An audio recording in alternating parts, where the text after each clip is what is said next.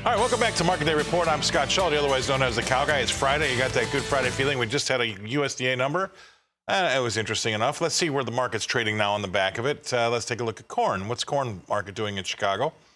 Corn market is, the front month July is just off one tick. Here we go. Sharply unchanged at 773. There we go. We're a little better on the deferreds going out. Let's look at new crop D's. That's up 1.5 cents to 7.18 1/4, well above that $7 level. Let's turn over to see what soybeans are doing, all right? They're going back to where they were before the number. We were down 18 in July, and that's where we were before the number. 17.51 even as last. We're about 9 cents, 8 cents off the lows. And we've got the deferreds are all off between, say, 12 and 14 cents. Novi new crops down 12 3/4 to 15.69 taking a breather on that way to 16. We'll see. All right, how about Chicago wheat? The wheat in Chicago. That's up 1 3/4 cents in that July contract. 10.73 is last 20 cents off of the lows and only about 8 cents off the high. So it's pretty good going there. December's up 1 1/4 cents as well. Trying to put an 11 on it. 10.98 is last. We were up 11.07 1/4. So we'll see what we can do before the day's end. Hard red wheat, Kansas City. What has that got for us here today? The hard red wheat's got us up 7 3/4 cents in July. 11.61 is last, and that's about 6 cents off of the highs. While Deese is up 8 cents to 11.77 so that's also a good board, 7 to 8 cents higher across the board. We were down 6.5 cents going into that report, so that market's taking that as a relief and rallying. Spring wheat doing the same. Spring wheat was down 2 to 3 cents. Now we're up 3.5 cents in that July contract to 12.27 and go out to December to 7.5 cents higher to 12.27 3/4. All right, so that's not too bad, is it, folks? And let's take a quick peek at what's going on in cotton. Off 125 points in July. That's the front month to 145.26. New crops off 154 points to 123.39. Let's bring in our next guest analyst from Bubba Trading, Todd Horowitz, coming to us from, I think it's going to be Chicago. All right, Todd.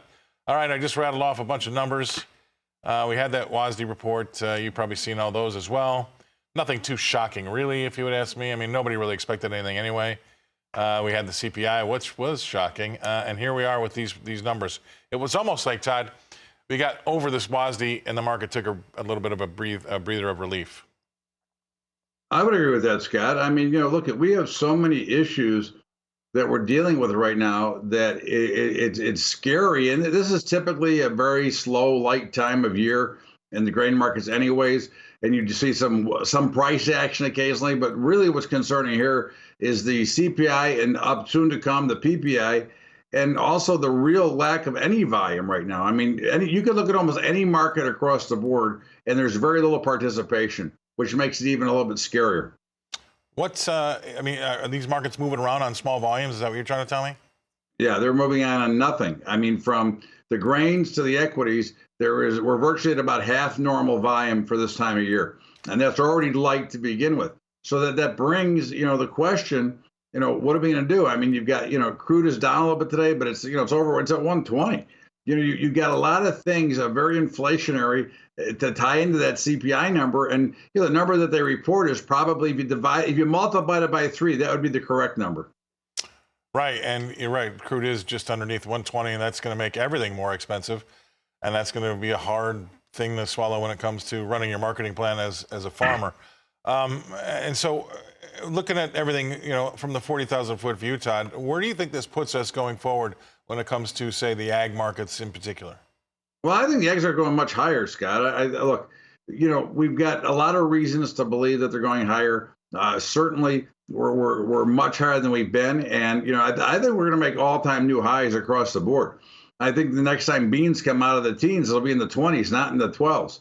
And again, this is between the politics that's going on in Russia and everywhere else. I mean, there's nowhere to go really but higher from here, because if not, who's going to plant? Who's going to participate in these markets and take the risk if you can't make any money? So there's a whole bunch of dynamics that are floating around in these markets right now that suggest higher. I agree with you. I get tweets I get direct messages about that all the time. Like, look, if these board prices aren't high enough, I mean, who's going to feed the world, especially your country?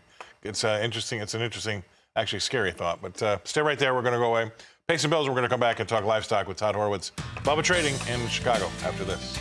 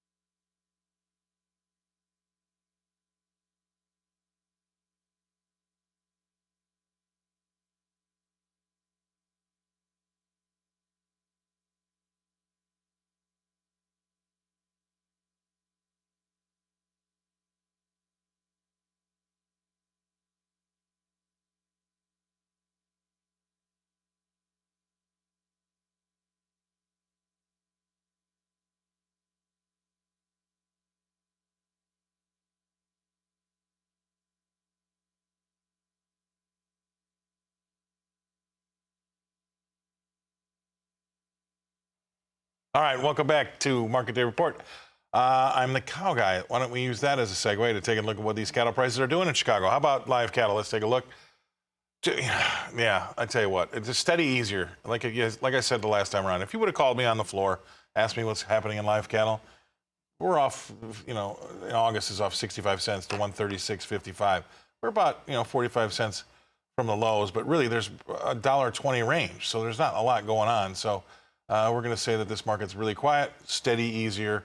We're off between, say, 42 and 65 cents across the board. Not a lot happening in live cattle. Let's not make anything up. Let's see what feeders are doing. Much the same, right? That August contract's off 67 cents to 175.35. That's right in the middle of the day's range, too. Going out the Ferds, they're still off between, say, 37 and 47 cents. So that market is also pretty quiet, and they've both gone fishing. All right, how about lean hogs? This was higher before, and it still is. July's up 37 cents to 105.37. Not a big change on the day by any means. August is up 72 cents to 103.82. Let's bring back in Todd Bubba Horowitz from Bubba Trading. He's in Chicago right now. All right, Todd, what do you think about these meat markets, this livestock? They are susceptible to the economy, and if you ask me, it looks to be faltering. I don't know what you think. I agree. And again, if I called you on the floor and asked you, would I be waking you up at this time because of the lack of action? Right. I mean, think about it. There's like virtually nothing to do. There's nothing to watch. There's nothing. We see a pretty slow, dull drift. Hogs go down, and then the cattle goes up. Cattle goes up, and the hogs go down. I think cattle's probably a little bit too pricey in here. Just because of the overall economy, not because I think it shouldn't go higher. But remember, we've got a lot of other costs that come in. It goes back to the same thing we say almost every time we get together, which is, are you going to eat, fill your gas tank, and how are you going to do it all? And the debt load is becoming so much bigger in this country once again that it's a scary thought. How is everybody going to afford everything? All right, here's the price spiral that everybody's going to have to realize, right?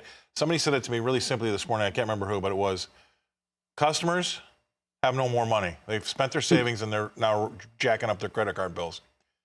And they've done that because everything's more expensive. Well, the only way out for these retailers is to raise prices, right? Because they can't sell anything and they can't make any money. I mean, we are in a negative loop here that's going to take a lot to kind of bust us out of it. And I don't wish anything bad on anybody, but we've got a bumpy road ahead. Like JP Morgan said, there could be an economic hurricane around the corner. All right, I really appreciate that. Let's, try to have a good weekend. Thanks for being on here. Just remember the shortage on the shelves. That's the big thing to be concerned about. Right. And I know we go, so thanks, guys. Have a great weekend. All right, man. Take it easy. Todd Horowitz, he's in Chicago. He's Bubba Trading. I'm going to bring it back here to Nashville.